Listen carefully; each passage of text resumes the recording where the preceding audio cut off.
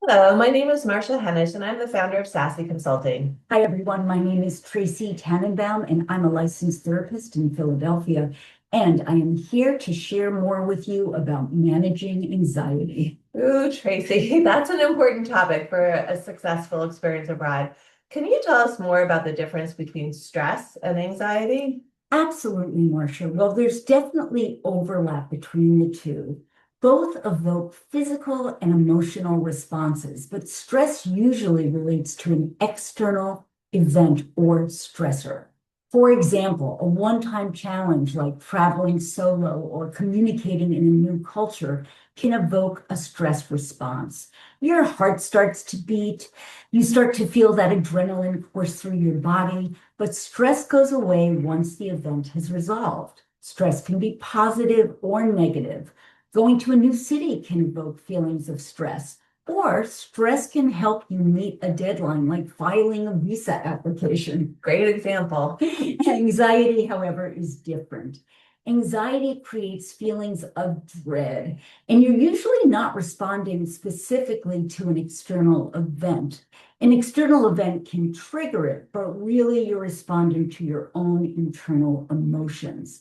So, unlike stress, the American Psychological Association thinks of anxiety as an emotion very closely related to fear. Good to know because stressful moments will certainly happen while abroad.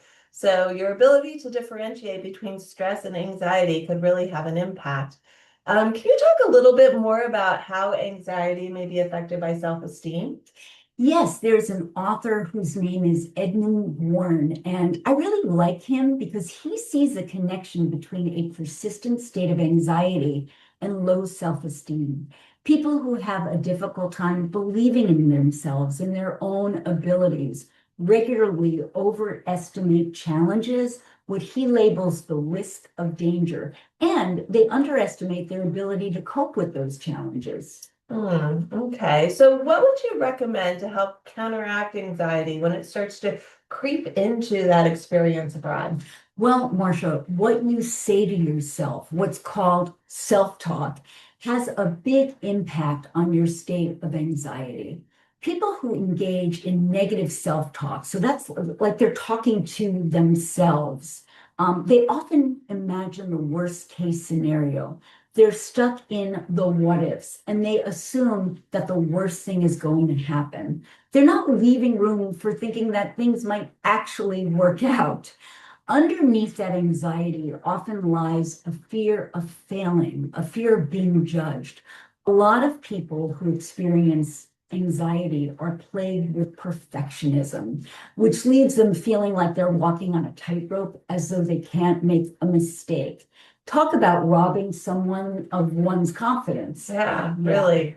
Negative self-talk can be powerful, in part because we're not always aware that we're doing it. We assume that what we feel and think is true.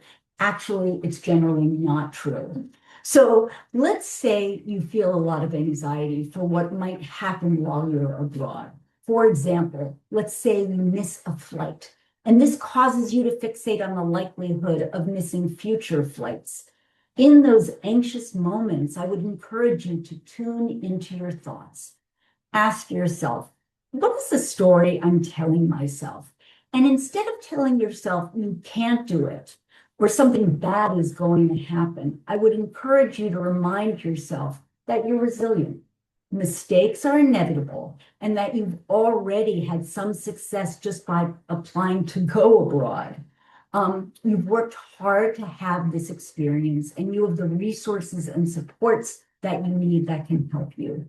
Intentional positive self-talk often requires a lot of effort. It requires this kind of slowing down, but it can serve as a powerful antidote to anxiety, and it will be so helpful to you during your time abroad. Tracy, that is such great advice. Thank you so much for sharing. Oh, my pleasure, Marcia. And I hope that everyone has an amazing experience abroad.